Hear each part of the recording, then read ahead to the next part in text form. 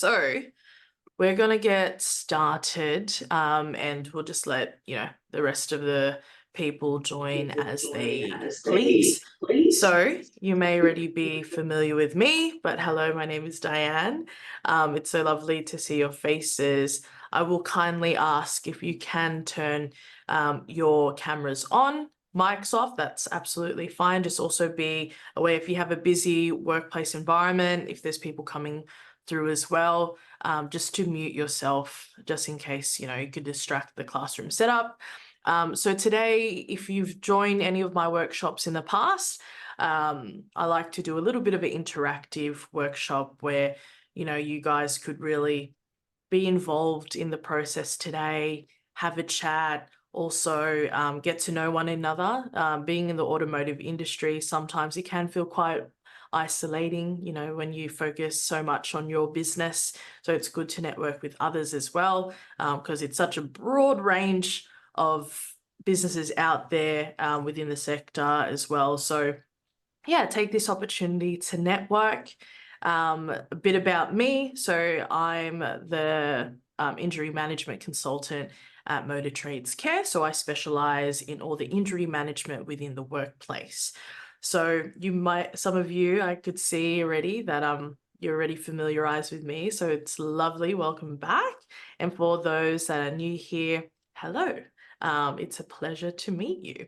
So we'll get kick-started in the workshop today. So today's all about providing meaningful duties. And what we really mean about meaningful duties is giving appropriate duties to your workers when it's time for them to return back to work.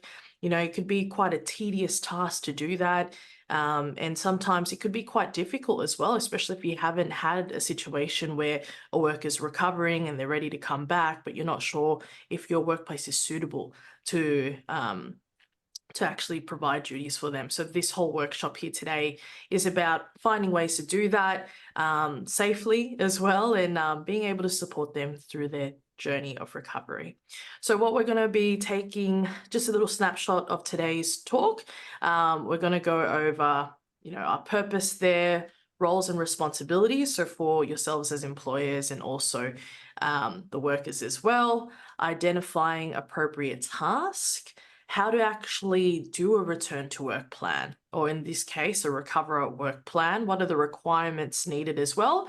Because not everyone has a return to work coordinator or has the resources to outsource someone as well. So I'm going to give you some insights on that. And then there's going to be also a little classroom activity at the end as well. So that way we could put all the learnings from today together and see if we could collaborate and, make the most out of it. So let's get the ball rolling. Okay, so the session objective for today is, again, to understand the requirements of recovery at work. It's really important because sometimes, you could carry on with your everyday operational duties within the workplace, someone gets injured, and you can't stop your business to just cater to that one person. So actually understanding where you stand and your responsibilities and your legal obligations is very important. So we're going to cover that today. We're also going to identify what are suitable duties and also resources to help you and your workers there, and also how to plan accordingly. So the prep before having your worker back, and also once your worker's back to work doing suitable duties, what you could do to help them out as well. Okay, so we'll start off with the roles and responsibilities. Now, as employers, everyone here, there are certain obligations that you do need to follow as an employer. There's talks about, oh, I don't have, and what we commonly see as well is, oh, we've got a busy workshop. The worker can't do what they usually do, so we can't provide suitable duties. Or if you're from a mum and dad shop where you only got a handful of workers, you might go, oh, well, we actually don't have anything because we're fully staffed. There's nothing for them to do, so they're better off staying at home. Now, I don't have the statistics here, but it is proven that workers returning and recovering at work whilst they're injured will have higher success rates than someone that's recovering from home, recovering at home. And there's lots of psychology behind that as well, and we won't really unpack that today. But just for the purposes of today's talk as well, having that support, knowing that the employee is engaged in their return to work and their recovery is very important.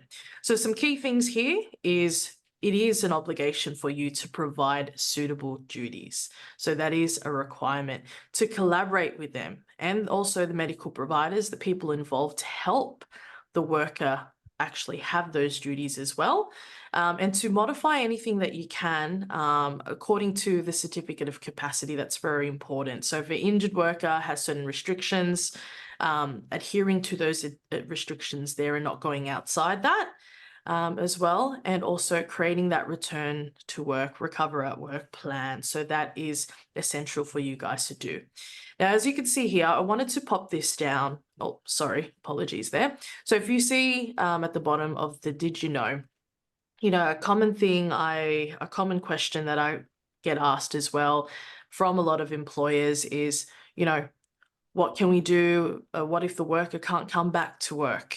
Or if they're permanently not able to return to their normal duties? We can't keep that line open for them, or, we're losing out on money, or there's other business issues going on, having that worker off and not having them in their role. So a couple of things I want to clarify, and again, happy for you guys to let this sink in. And if you have any questions, or if you have a situation that you want to talk about, feel free to reach out to me afterwards and I could unpack this a little bit more for you guys as well. So you cannot dismiss a worker if the worker is not fit for employment. So if they're unable, so that's particularly within the first 6 months, clarification, of them being unfit. So you can't say, well, we don't have suitable duties, we're just going to terminate your employment. You cannot do that.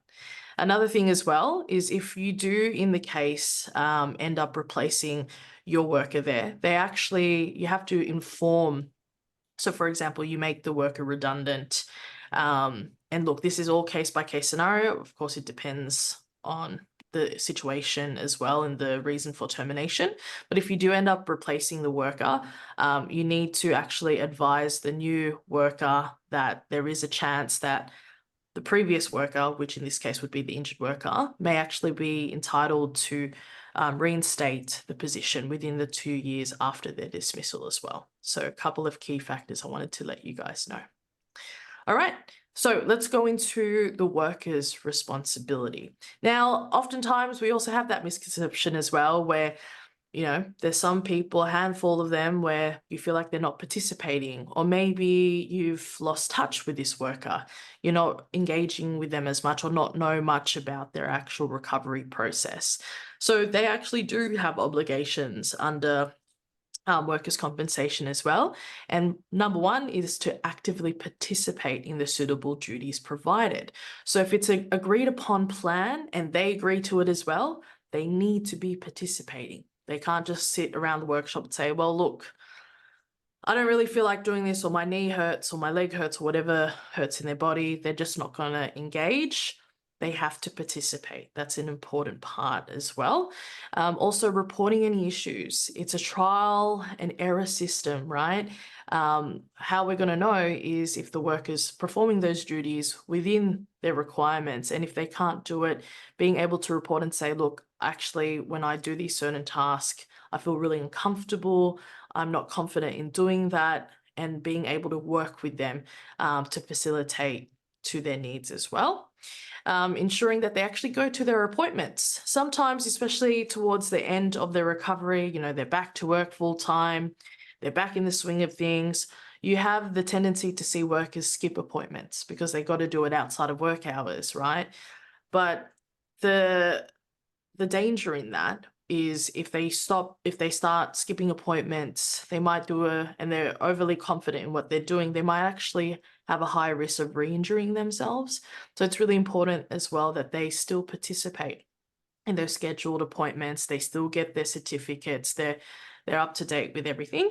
And importantly, liaising with everyone, just making sure that they're reporting back to their case manager, they're reporting back to the return to work coordinator, they're reporting back to you, because you need to be involved throughout the process until they're able to make that full recovery. So that's their requirements there. All right.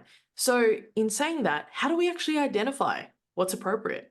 That's the big question, and a lot of people get hung up on as well, because it can be a very gray area if you don't know the process and the procedure around doing that or identifying that. So let's unpack that. So we have a process of identification. So this is more about what you will do as soon as you have the green light that a worker can potentially come back to work or is anticipating to come back to work. So the first thing you want to do, and we'll break this down, you want to review the role specifications and skills, identify areas that need support within the business, check if there's any hazards around the workplace that could actually affect their ability to recover or make a full recovery there. And also check if the restrictions align. Oftentimes, we're eager for them to get back, and we could misinterpret certain restrictions, which could get us in trouble, and we don't want that. And last of all, consultation with parties involved. Everyone needs to agree on it. So let's break it down. Now, reviewing role specification and skills, these are the 4 main things you need to look into. So 1, look at their job description, right? Oftentimes as well, especially, and I'm not targeting the smaller guys, like your mum and dad workshops, oftentimes when you look for certain workers, as long as they fit a certain criteria, but not all employers have a breakdown of what the specifications for the role that they need. Checking their description will also allow you to find areas in between of what they could actually focus and look into to improve their skills, which now I'm jumping to point 3. Because when you look at certain skills, and I'll give you an example, say they're a mechanic, and they've been a mechanic for a long time, they've injured themselves, they're ready to come back, but they've got certain restrictions. Look into areas that they wouldn't really focus into. Maybe they need some upskilling. Maybe they have some time to do that, invest in time for them to upskill. In some situations, the insurer may also cover certain things, so it's good to also talk to them about that. Look at their previous work experience as well, particularly for workers that have specific restrictions. Say if they're only allowed to do some type of administration duty. You might have one of your workers, let's say he's also a mechanic and he used to run his own workshop, or maybe he's a senior in his role. You could look into what his qualifications and skills are, so you could utilize him to do other things within the workplace that could benefit your business in the meantime. And also, as I mentioned, what I touched base on, identify the gaps and find different methods. Maybe this worker has different assets and skills that you feel that they could utilize that in other areas of the workplace as well. So for example, if you're a bigger company and within the project management side, you want to grow the business and you want to, you don't have the resources to do that, you might be able to get them to help out with those projects in the meantime. Thinking outside the box is really relevant, because you want to make sure as well you're providing meaningful duties. They're not just sitting there counting nuts and screws, which you'll be surprised, some of them do end up doing that, and that's a big no-no. You could actually utilize them to do better things as well for the workplace, so they feel that they're more involved. All right, now identifying those ways that leaks into this next point here. So again, utilizing your resources to accommodate for the injury. So just for a few examples there, and I'm sure every one of you could think of different ways that you could utilize them. Front of house, helping with service, being maybe in the sales side of things, talking to customers, stock inventory. We have different things. One of my workers that I've worked with recently, he started on an apprenticeship years ago, but never got to fulfill it. And because he had a long-term injury and the employer wanted him back, they started to get him to do tasks involved with the apprenticeship that he was doing in the past to reinstate that, motivate him to come back. and also provide him with work in the meantime, and he was happy with that. So there's different avenues and ways, and the only way you could do that is to understand your business, everyone's role in it, and identifying the gaps in between to go, okay, well, he could help out here or she could help out here. So that's an important thing to look into. Now, hazards. This is really, really important. Now, in workshops environments, there's multiple moving elements to the business. And as you guys know, going into a workshop, sometimes it could be absolutely chaotic. So it's important that we assess the workplace appropriately. And what I mean by that is, checking, is there any spills? Is the workshop well maintained? Are you checking in with the supervisor?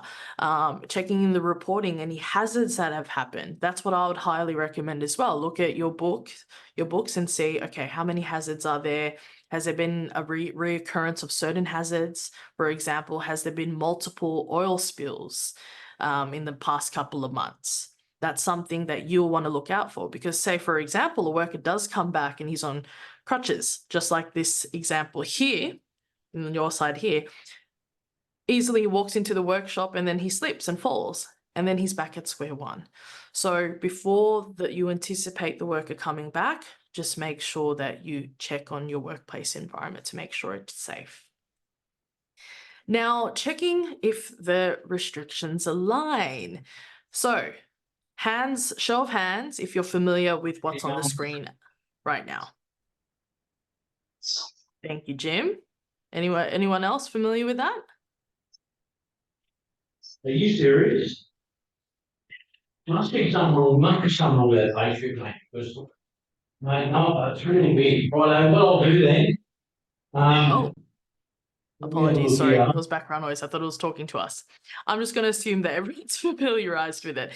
So this is a certificate of capacity, 3 pages long. Well, 3 pages long. Technically, it's actually, let's see, 1, 2, 3, 4. And in saying that, there's certain elements within the certificate of capacity that are really important to look into, especially when a worker's coming back to work. Now, what that is, and I've highlighted it there on the screen there.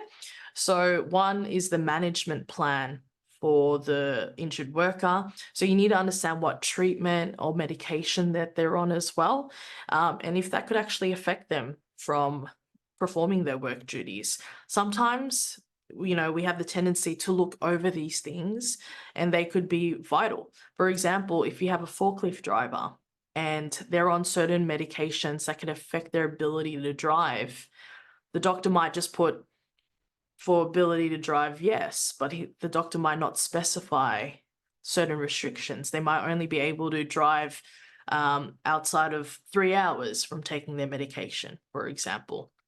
Important to check in, and just also, and if you're not sure, we all know we're not doctors. You need to check in with the worker and say, oh, so are you on medication? Does that affect your ability to drive?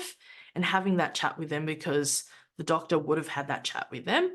Also understanding what else, if they're going physio treatment and they're ready to come back, when is their scheduled appointments? Most of the time, by the time they're ready to come back, they would have, like, every Thursday afternoon, they'd go see the physio.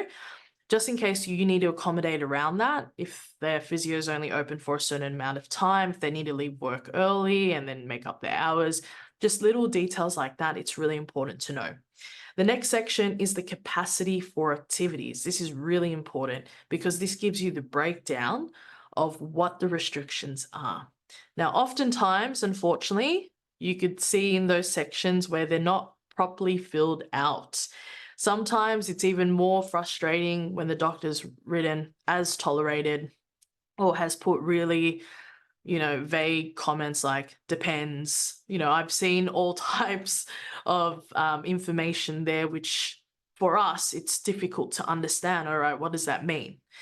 So it's important as well to get clarification. If you don't know, ask the worker, check in with insurance, see if they could get clarification from their doctors. That's very important.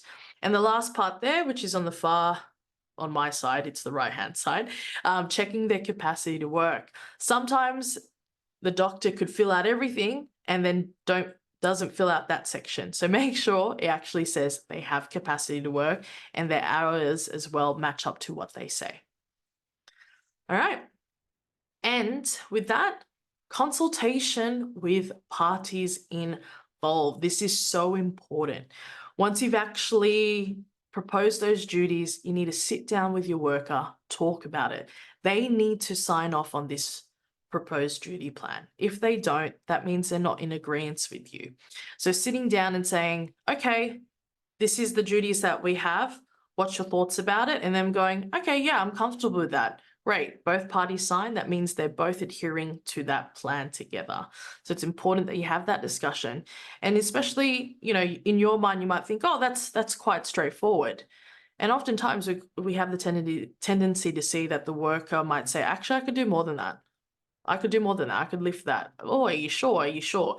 Naturally, you know, we'll be more risk. You know, we're focused on the risk there. So we'll try and minimize the type of duties just to play it safe. But sometimes the worker will say, no, well, it's within my restrictions. I'm comfortable to do that. Then it's fine. If it's within the appropriate restrictions, they're comfortable, then it's okay. Pop it on the plan and sign it off. Okay, so let's go into the planning side of things. Now, in saying that, Recover at Work program, I won't go too much into this, but every single business, doesn't matter if you're a small business to a large business, and what we classify as category 1 and 2 employers, you must have a Recover at Work program. So essentially, that's a policy and procedure outlining your injury management framework, what would happen, what to do prior, and how you would manage the injury within the workplace. So as you can see on screen, these are the key components of what you need to do to manage that, and they have to be implemented into your policy, okay? Now, next to that is job dictionaries. Now, I did touch base a little bit earlier about specifications around roles.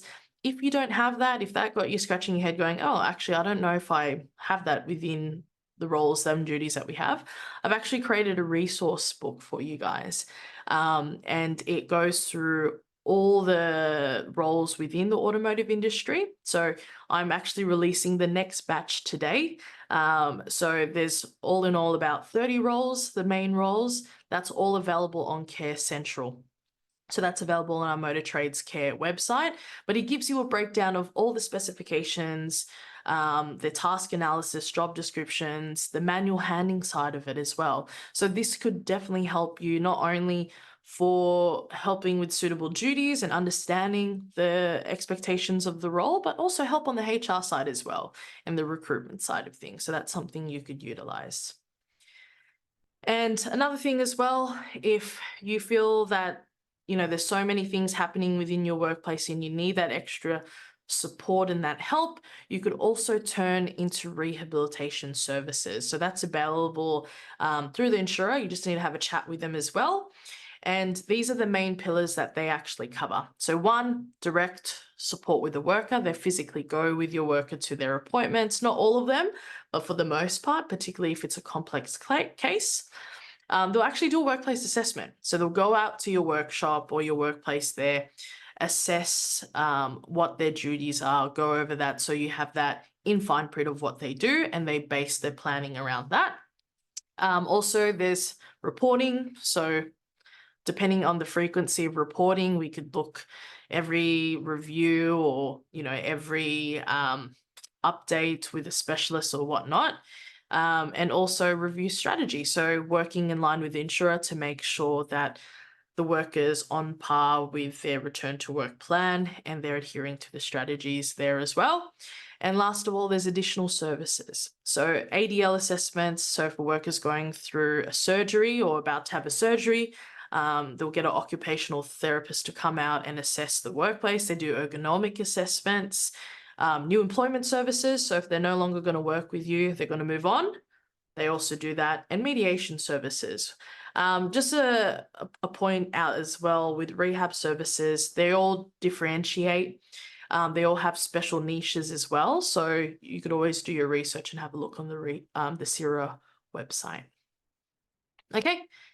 Now, last of all, is creating a return to work plan, recover at work plan. Now, every business, it may look a bit different for everyone, but this is our recover at work plan that we do for our clients.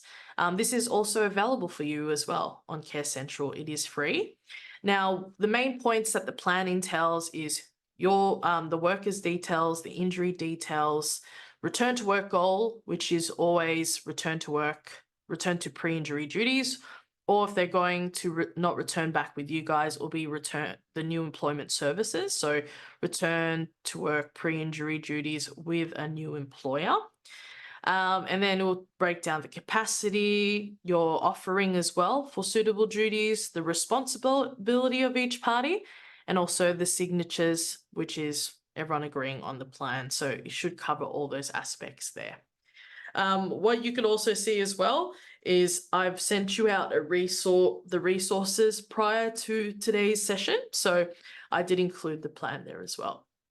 Okay, so just a recap. I know I did a lot of talking. So just a recap of the main takeaways from today is return to work program. Make sure you have it. And if you don't, reach out to me and we could have a bit of a chat about that. It needs to be in place and it needs to be reviewed every 7 years because there may be legislative changes and that needs to be updated, or any changes within the workplace, because you do note down who your return to work coordinator is and first aiders, things like that. So make sure that's reviewed and updated. Secondly, assess your workplace. Make sure you know your business in and out. It's important because accidents happen, and it happens, unfortunately, quite frequently. The bigger the workshop or the place of business, or, you know, depending if you're blue collar, white collar, there might be a higher risk of accidents happening. So just making sure that you're up to date with your safety processes and you know what's happening. So that way you could safely return the workers back.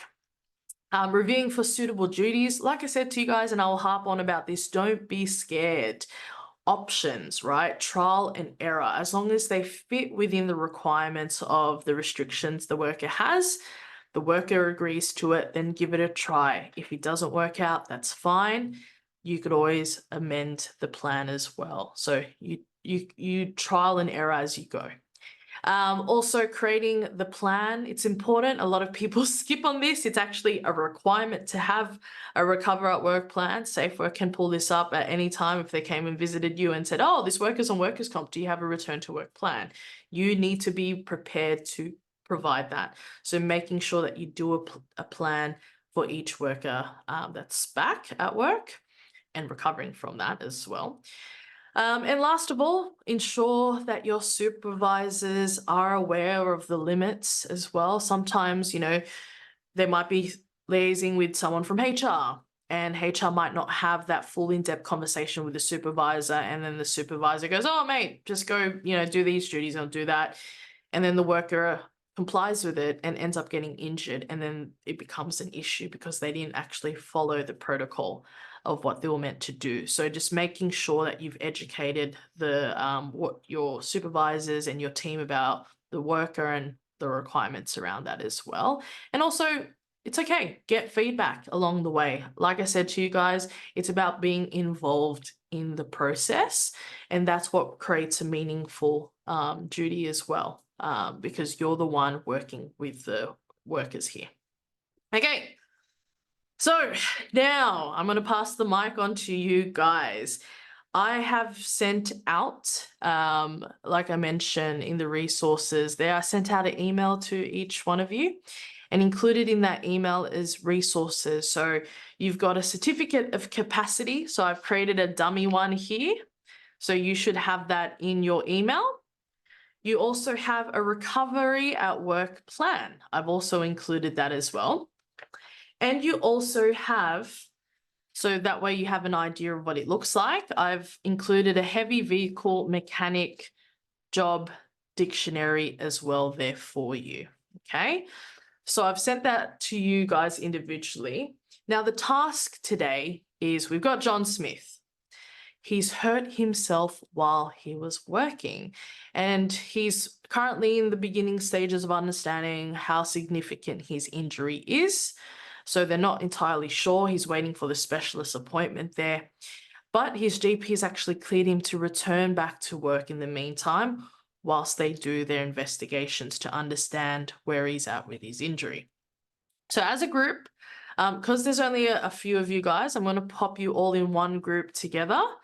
You don't have to fill out the return to work plan. That's fine. All I need you guys to do is and what I would encourage you to do is look into the certificate of capacity, identify just based off his role, his restrictions as a group, collaboratively discuss what you would feel is necessary or different options to provide him for suitable duties there. There is no right or wrong answer. We will go over it together. It will be nice, it's good to share each other's ideas and see how we could work together to find a solution, and then we'll go from there.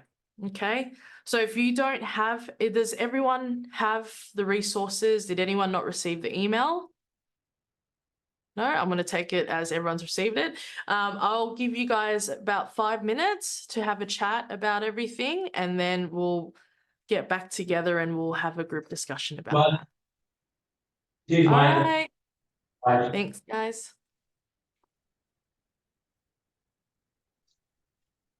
Okie dokie. Good to have everyone back. I hope you all had an opportunity to chat with each other, chat about the duties, and, also introduce each other as well. So yes, let's go into it, shall we? So one thing I forgot to mention as well is since we're a smaller group today, let's just open up the floor. So if anyone wants to let us know as a group what you guys have come up with, and we could have an open discussion about it. Yeah, I'm happy to kick it off, Diane. I think we had a few issues with microphones in the breakout room there. Okay. So, I'll share the just in point form what I got from it was sure. the opportunity to train either apprentices or otherwise junior staff, just to share a bit of wisdom, especially in that interim period while waiting for clearance from doctors or specialists. So they're on restricted physical duties. Was suggested to some of the static or diagnostic functions of the workshop, which don't take a lot of physical ability, but are nonetheless very critical to the workshop operation. This fella could then go and hone his skills doing that. He's either good at it already, or he can become better at it. That was a key one. Internal training, so training for himself, sitting down doing some perhaps online training or training from manuals that he might not otherwise be doing in his normal work routine. Learning warranty procedures, because the way a technician creates the warranty or closes out a warranty job, how they write the story, how they show that they've diagnosed what the issue was to get to the right component to be replaced, for example.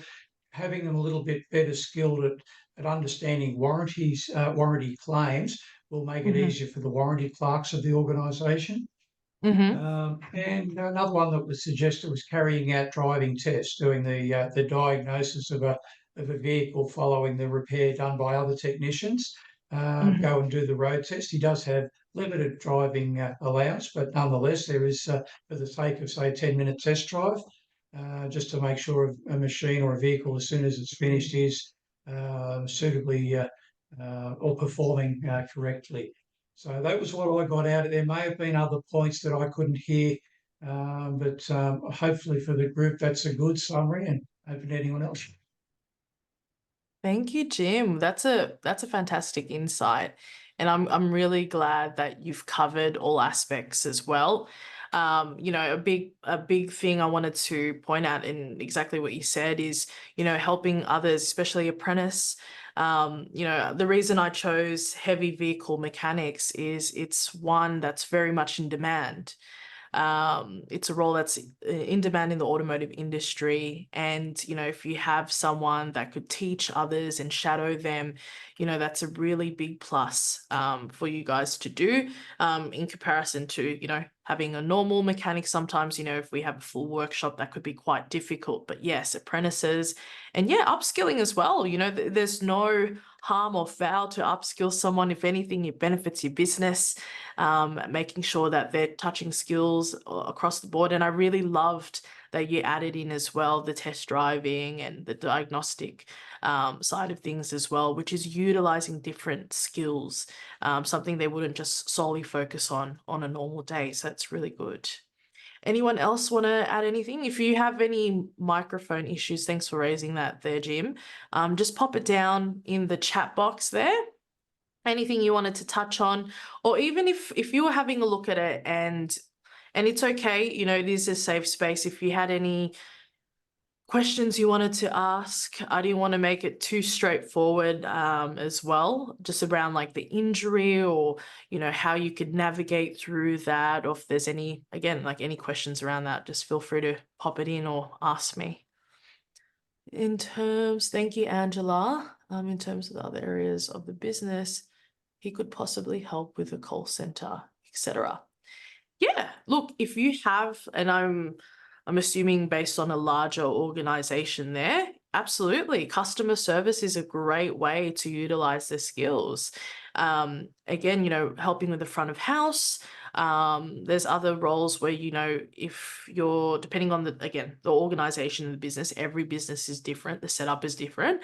You know, they could drive the cars out to the customers once it's ready for pickup. Do stock inventory, call, you know, if they're a bit down on the sales side, they could help the salesman. There's so many avenues that they could do. And you don't have to also just put them in one, you know, one particular area. You could kind of multitask their day, break it up, especially, and this is why I wanted to add that in as well. With the walking restrictions and the standing restriction, if they're having 30 minutes, what that would say is, okay, break up their roles. Maybe in the morning, focus on the customer service side, you know, and then afterwards take a break, sit down and do some modules, or we all have, you know, policies and procedures that we need people to upkeep, right? Get them to do some desk work. And then after that, after lunchtime, get them to come back around and, you know, help out the apprentices. So you don't need to just put them in one box and say, okay, for the next 2 weeks, we just want you sitting down, doing all this. That's not going to build that momentum for them wanting to come back. You want to get them involved with the business. And again, the more ideas, and also sometimes as well, from your operational standpoint, there might be blind spots for you. They might go, oh, well, I could help out with this, or there's been issues with this. Do you want me to help out? You could go, wow, I didn't even know that. Thank you so much for sharing that. How about we work on that? Utilize them. They're your resource. And the more that you work with them, the better chances of them wanting to return back at a quicker pace. Therefore, restrictions will get lifted quicker. You know, they'll be working with their doctor saying, no, I'm fine. I'm better to come back. I'm better to come back. And then that way you could get them to go back to their pre-injury duties at a faster and more timely pace, rather than getting them to sit down for the next 2 weeks just doing modules, right? They may not feel, and especially if you have someone that's doing a practical job, getting them to sit there for the next 2 weeks, they're going to be bored.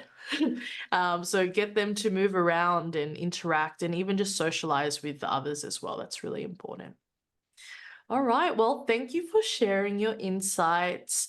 Again, if you have any, Jim, thank you. I'll just read that out. We have an apprentice with a hand injury who will be proposing to spend time with our finance guru. This is a huge part of AG machinery and a very lucrative area for younger staff to choose as a specialty area. She's highly skilled with conventional mechanical aspects of such equipment. Oh, that's fantastic. Great. See? Okay, very good. And look, that's That's amazing. Sometimes we don't spend the time to get to know our workers and understand their background and how they could benefit our business, right? And I've seen big success stories from having them do their normal tasks, they get injured, and then utilizing them in different roles and them actually flourishing and realizing that they prefer to do that passion instead. You could find those success stories rather than, having that limited mindset of, oh, we don't have anything for you. Sorry, find work somewhere else. Because the truth of reality is it takes a while. If we're trying to find another workplace that could provide those duties, it could take a really long time. Most of the times they won't find one. And then they're just waiting at home to get better. So connect with your workers and utilize them. And thank you, Jim, for sharing that as well. That's really good. Okay, so let's wrap things up there.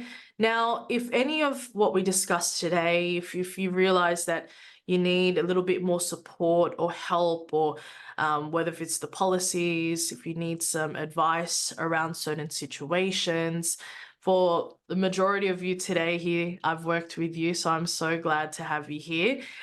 So I'm approachable. Please reach out to me if you need anything or any assistance. Just scan up there. Sorry, opposite side. Scan up there if you need my details, or you would have seen in my email as well. I have all my contact details there. But yeah, it's been an absolute pleasure having you all. Thank you so much for your time. If you need anything, please reach out. Otherwise, have a wonderful day.